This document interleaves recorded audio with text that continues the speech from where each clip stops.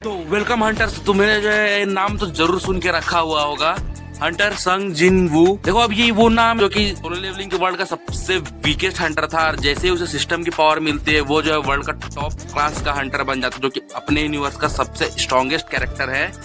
अब जो है बारी है यहाँ पे संग जिनू के बेटे सुहो की लेवलिंग की, जिसके अंदर हमें जो बहुत सारी अलग अलग क्रेजी फाइट्स, पावर लेवल्स और हमें एक new generation of shadow soldier से दिखाया जाएगा। तो welcome to the world of solo leveling Ragnarok. जिस वर्ल्ड के अंदर में जो वर्ल्ड का स्ट्रॉन्गेस्ट हंटर है वो जो अर्थ को छोड़ चुका है ताकि वो जो है उसे प्रोटेक्ट कर सके, लेकिन उसके अर्थ से जाने के बाद में जो है न्यू तरह की गेट्स, मॉन्स्टर्स और बहुत सारी तबाही की वजह से जो है पूरा का पूरा अर्थ जो है परेशान हो चुका है। पूरे अर्थ की जो सेफ्टी की जिम्मेदारी है वो जो एक टीनेजर बच्चे के हाथ में है। तो क्या जो है सुहो इस जिम्मेदारी को निभा पाएगा या नहीं? क्या जो है वो अपने शैडो मोनार्क की लेगेसी को कंटिन्यू कर जो है इस वर्ल्ड को इटारिम से खतरों से बचा पाएगा या नहीं? तो इसी की कहानी है सोलो लेवलिंग रैग्नारॉक के अंदर में। और आओ आज की इस वीडियो के अंदर में जो सोलो लेवलिंग की इस कहानी के अंदर में जो है डीपली रिसर्च करते हैं इसके बारे में और जानते हैं। चलो जो गाइस चलते हैं सोलो लेवलिंग रैग्नारॉक के इस एक न्यू एडवेंचर के अंदर में, जहाँ पे हम जो है देखेंगे कि आखिर कैसे जो है सुहो अर्थ को जो इटारिम के खतरों से बचाता है। अब देखो इस वीडियो का पहला पार्ट जो है मैंने यहाँ पे ऑलरेडी कवर कर दिया था, जिसके अंदर में मैंने तुम्हें ये बताया था कि कैसे जो है वो एक डंजन के अंदर में जो बीस्ट मोनार्क के स्वॉर्ड से मिलता है, जिसके अंदर में जो है बीस्ट मोनार्क की विल थी और उसकी वजह से उसने जो है डंजन के सारे मॉन्स्टर्स और जितने भी हंटर्स वहां पे उन सब पे अटैक कर दिया। लेकिन सुहो ने जो है लिटरली उसे फाइट किया और उसे हराकर जो अपने साथ मिला लिया ताकि वो जो उसकी मदद कर सके। और वो स्वॉर्ड भी जो है सुहो के साथ में आने के लिए एग्री कर जाता है, और इसके बदले जो वो स्वॉर्ड एक शर्त रखता है कि वो सुहो की मदद तभी करेगा जब जो है सुहो फैंग मोनार्क की और सेंचुरीज का जो पता लगा सके।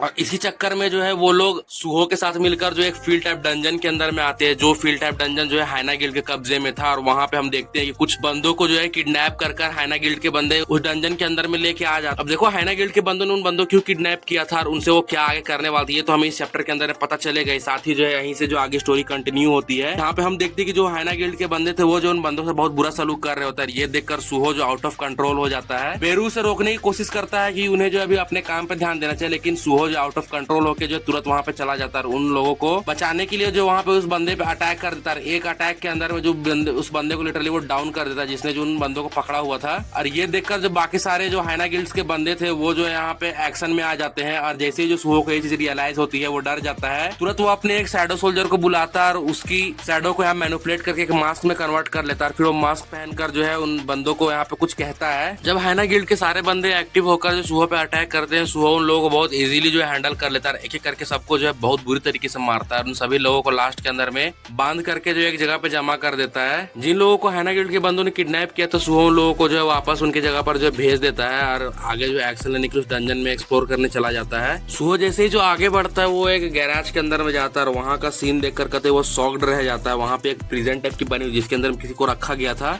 आगे हम देखते हैं कि जब सुहो अंदर जाता है तो उस केज के अंदर में देखते हैं कुत्ता के बच्चा जो है बहुत बुरी कंडीशन में यहाँ पे बंधा हुआ था चेन्स के अंदर में। और सबसे बड़े ट्विस्ट की बात यह है कि जो सॉर्ड है वो उसे पहचान लेता है और हमें पता चलता है कि वो जो कि कुत्ते का बच्चा नहीं बल्कि वो एक वुल्फ है जो कि मोनार्क ऑफ फैंग का डिसेंडेंट्स है। और सुहो भी ये सुन के शॉक्ड हो जाता है कि मोनार्क ऑफ फैंग के डिसेंडेंट की ये हालत आखिर कैसे हुई है और ये हाइना गिल्ड के बंदे आखिर यहाँ पे कर क्या रहे थे। क्योंकि फैंग मोनार्क ने जो मरने से पहले जो है अपने डिसेंडेंट को बचाने के लिए एक गार्ड असाइन किया था, जो कि उसे जो है उनकी सेंचुरी के अंदर लेके जाने वाला था, ताकि कभी अगर फ्यूचर के अंदर में फैंग मोनार्क अगर मरता है तो उसका डिसेंडेंट जिंदा रहे, ताकि जो है मोनार्क की पावर जो है वो कंटिन्यू हो सके। लेकिन जिस कंडीशन में जो मोनार्क ऑफ फैंग का डिसेंडेंट यहाँ पे मिला तो उन्हें समझ में नहीं आ रहा था कि आखिर यहाँ पे हो क्या रहा है और ये जो यहाँ पे क्या कर रहा है। तभी हम देखते हैं कि पीछे से एक मॉन्स्टर आता है और वो जो सुहो को देखकर इस बात से हैरान था कि साले ने अकेले यहाँ पे इन सारे बंदों को जो पीट के यहाँ पे निपटा दिया और अभी आगे यहाँ पे वो डिस्टर्ब कर रहा है उसे। फैंग मोनार्क की स्वॉर्ड जो है उसे पहचान लेती है और वो उसे ब्रोकी कह के बुलाती है, जिसका जो काम था मोनार्क ऑफ फैंग के डिसेंडेंट को प्रोटेक्ट करना। लेकिन आखिर जो उसने ऐसा क्या किया कि मोनार्क ऑफ फैंग के जो डिसेंडेंट है उसकी इतनी हालत खराब होकर रखी हुई है, क्योंकि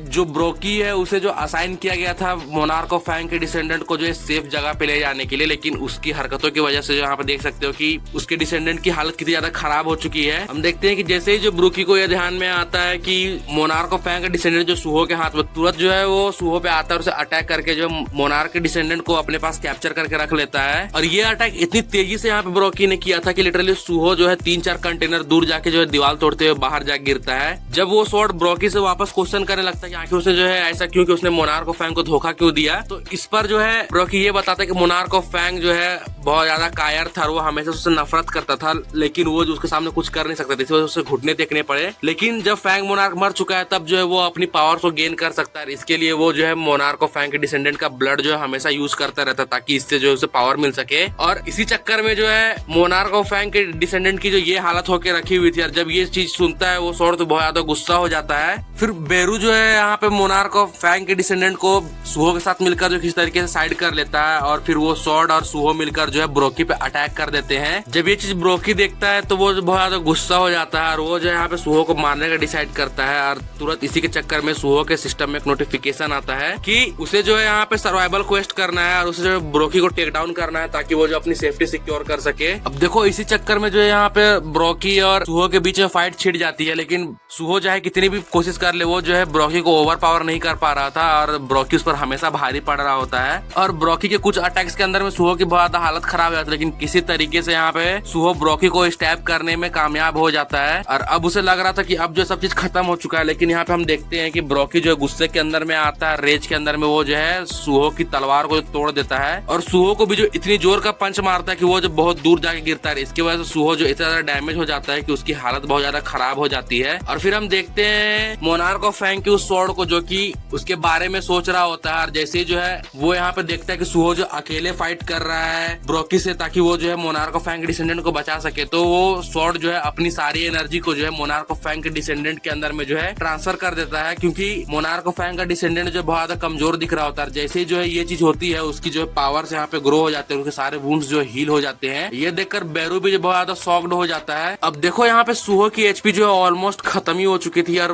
उसके पास कोई ऐसी चांस नहीं थी कि वो जो है ब्रोकी से जीत सके, और ब्रोकी लिटरली उन्हें मारने वाला था। लेकिन तभी हम देखते हैं कि मोनार्क ऑफ फैंग का डिसेंडेंट जो तुरंत वहां पे आता है, और वो जो है ब्रोकी पे अटैक कर देता है, जिससे ब्रोकी का ध्यान थोड़ा सा हटता है। और हम देखते हैं कि सुहो को यहाँ पे चांस मिल जाता है रिकवर करने का, और फिर वो मोनार्क ऑफ फैंग का डिसेंडेंट जो है सुहो के साथ में अलायंस कर लेता, ताकि वो जो है फाइट कर सके। और सुहो के सिस्टम में एक बड़ा नोटिफिकेशन गिरता है कि सक्सेसर ऑफ फैंग ने जो है यहाँ पे सुहो की फाइटिंग स्पिरिट को यहाँ पे एडमायर किया, और वो उसके साथ में मिलकर जो है एक पार्टी ज्वाइन करेगा, ताकि वो जो है मिलकर उससे अटैक कर सके, और वो एक टीम बनाकर जो फाइट करने वाले हैं। जैसे जो सुहो इस अलायंस को एक्सेप्ट करता है, हम देखते हैं कि सुहो के अंदर में जो है फैंग मोनार्क के सक्सेसर की मेमोरीज जो यहाँ पे ट्रांसफर हो जाती है। और हम देखते हैं पास्ट के अंदर में जहाँ पे ब्रोकी जो है फैंग मोनार्क के सक्सेसर को लेकर जो है केव के अंदर में था, और वो उससे बात कर रहा होता है कि उन्हें जो है शैडो मोनार्क ने वॉर के अंदर में भले ही हरा दिया, लेकिन अब उन्हें जो सर्वाइव करके जो है यहाँ पे स्ट्रॉन्ग बनना पड़ेगा, ताकि वो जो है फैंग मोनार्क की लेगेसी को आगे कंटिन्यू कर सके। लेकिन हम देखते हैं कि कुछ बंदे जो है यहाँ पे आते हैं, और वो जो ब्रोकी और फैंग मोनार्क के सक्सेसर पे जो अटैक कर देते हैं। ब्रोकी उन्हें बचाते बचाते पूरी तरीके से घायल हो जाता है, और वो बंदे जो ब्रोकी को यहाँ पे मारते नहीं है, बल्कि वहाँ पे जो है ब्रोकी को अपने कंट्रोल में करने के लिए उसकी आंख में एक स्टोन छोड़ देते हैं। और ये सब करने वाले ये सभी बंदों में से ये बच्चा होता है, और यही बच्चा जो है मेन विलन है यहाँ पे आगे जाके जो हमें दिखने वाला है। ये सारे जो बंदे यहाँ पे दिख रहे हैं वो इसने जो है कंट्रोल करके रखे हुए हैं। वो ब्रोकी की आंख में जो है एक स्टोन डाल देते हैं, जिसकी वजह से ब्रोकी जो आउट ऑफ कंट्रोल हो जाता है, और वो जो है उनके कंट्रोल में चला जाता है। वो बंदा जाने से पहले जो है ब्रोकी को एक कमांड देता है कि उसे जो है अब से कुछ बंदों को किडनैप करना है, और उसे जो है उसे उन बंदों को सप्लाई भी करना है, और अब से यही उसका काम होगा। इसी वजह से ब्रोकी ने यहाँ पे हाइना गिल्ड को बनाया था, ताकि वो जो है उन बंदों को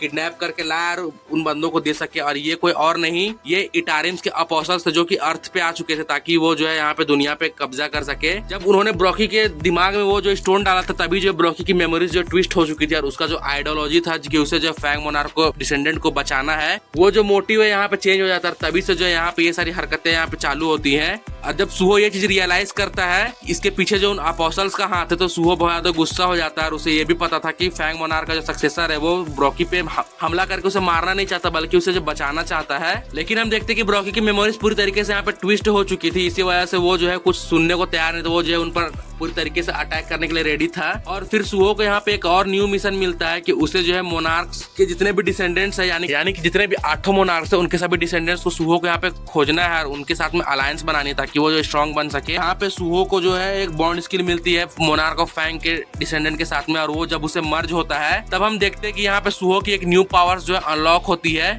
जैसे ब्रोकी जो सुहो पे अटैक करता है, हम देखते हैं कि सुहो जो एक झटके के अंदर में ब्रोकी का हाथ पकड़ लेता है और इस फॉर्म के अंदर में सुहो की ताकत जो है बहुत ज्यादा बढ़ जाती है और उसके सेंसेस बहुत ज्यादा शार्प हो जाते हैं, जिसकी वजह से वो लोग दोनों मिलकर जो है ब्रोकी पे भारी पड़ने लगते हैं और वो लिटरली उस पर अटैक करते हैं। बहुत इजीली जो यहाँ पे ब्रोकी को टेक डाउन कर देते हैं। हम देख जब ब्रोकी यहाँ पे कंट्रोल लूज कर देता है तब जो है अपनी पूरी ताकत से जो है सुहो पे अटैक करता है, लेकिन लास्ट के अंदर में सुहो जो है फैंग मोनार्क के सक्सेसर के साथ मिल करके यहाँ पे ब्रोकी को डाउन कर देता है। यहाँ पे सुहो की एक न्यू स्किल अनलॉक होती है और इसे जो है कंप्लीट तरीके से अच्छे से यूज करने के बाद जो ब्रोकी को पूरी तरीके से टेक डाउन करता है, जहाँ पे ब्रोकी जो खत्म हो जाता है और फिर सुहो जो अपने नॉर्मल फॉर्म के अंदर में आ जाता है और वो फैंग मोनार्क का सक्सेसर जो ब्रोकी के पास जाकर जो उसे चाटने लगता है क्योंकि उसे जो वो याद कर रहा होता है। और हमें यहाँ पे सच में पता चलता है कि ब्रोकी कोई बुरा नहीं था बल्कि उसे जो यहाँ पे मैनिपुलेट किया जा रहा होता है। और फिर सिस्टम के अंदर नोटिफिकेशन आता है कि ब्रोकी जो यहाँ पे हार चुका है और सुहो का यहाँ पे लेवल अप हो जाता है। जैसे ही यहाँ पे ब्रोकी मरता है, सुहो के दिमाग में आता है कि उसे जो है यहाँ पे अपोस्टल्स के अगेंस्ट जो है कुछ इन्फॉर्मेशन कलेक्ट करनी थी, लेकिन जब ब्रोकी मारा गया है तो उनके बीच का कनेक्शन जो टूट चुका है और अब उन्हें जो इन्फॉर्मेशन देने वाला कोई नहीं है। तभी हम यहाँ पे देखते हैं कि बेरू जो है अपनी उस पुरानी स्किल की बात करता है कि वो किसी भी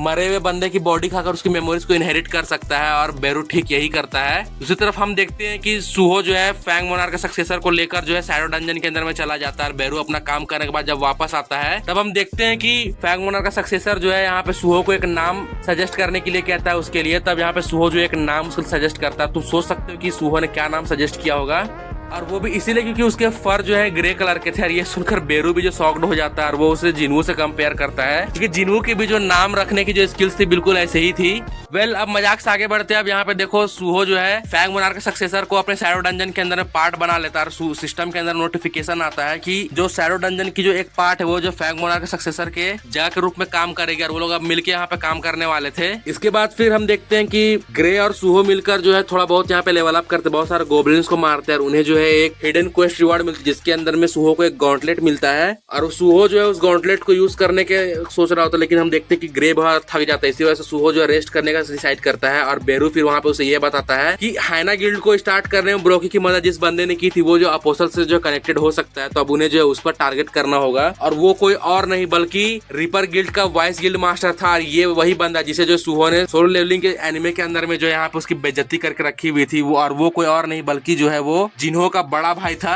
जो कि यहाँ पे अपोस्टल से कनेक्टेड था। जब जो सुहो को ये पता चलता था अब उनका जो अगला टारगेट था वो जो जिन्हो का भाई था, अब उन्हें जो उनसे बात करनी ताकि उन्हें पता चला कि आखिर वो जो इटारियन से क्यों कनेक्टेड है। तो गाइज इसके बारे में जो हम अब अगली वीडियो के अंदर में जानेंगे। तो अगर तूने वीडियो यहाँ तक देखी, तुम्हें वीडियो जरूर पसंद आएगी तो वीडियो को लाइक करो, चैनल को सब्सक्राइब करो और बाकी मैं तो मिलता किसी और ब्रांड न्यू वीडियो के साथ। तो थैंक्स फॉर वॉचिंग।